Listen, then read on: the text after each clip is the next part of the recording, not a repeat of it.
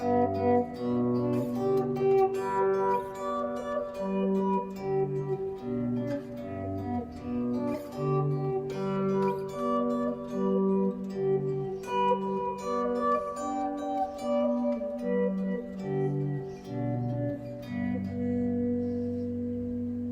like to spend a moment and talk about chord tones and tenths. It's a fun study, nice to get a sense of the whole fingerboard being connected. So I'd like to share this with you and see if it helps you in any way with visualization or in understanding chord tones. If you can, please share, like, leave a comment on these videos. It helps the channel grow. Maybe it'll reach new people that would be interested in this. And let's get started right here. So we're going to do the key of G, just G triads, G, B, D. That's a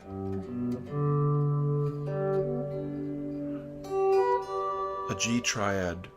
So a major third from G and a minor third from B. G to B, B to D. We're just going to be stacking those in consecutive groups. So G and B, this is G and B, 3rd and 4th frets, 6th and 3rd string. So G and B is going to lead to B and D. That way. B and D, 2nd and 3rd fret of the 5th and 2nd strings. Here's one way to do it. D in the bass, G in the melody, 5th and 8th fret. Right there. Adjacent to it is G and B, so we've gone up an octave. 5th and 7th fret of the 4th and 1st strings.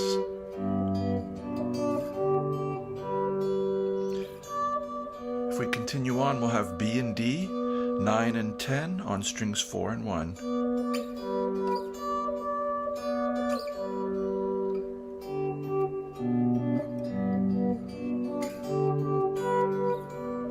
Now one way down is G and B here at 10 and 12 on the 5th and 2nd strings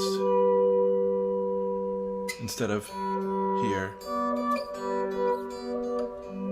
So we're going inside. Then we could have G with a D in the bass, 10 and 12, string 6 and 3. Shares a shape. I'm alternating teams of fingers going from 1st and 4th to 1st and 3rd.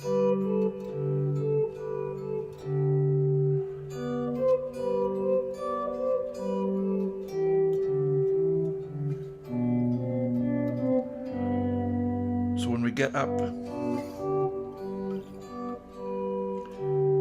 here, we also have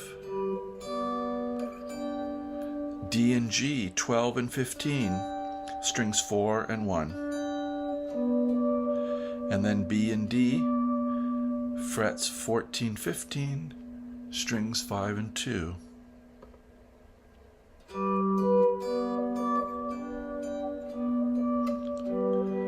This is partly why I chose this key, because we could get up here into the next octave and have a duplicate of our first 10th. G and B, 15 and 16 on strings 6 and 3.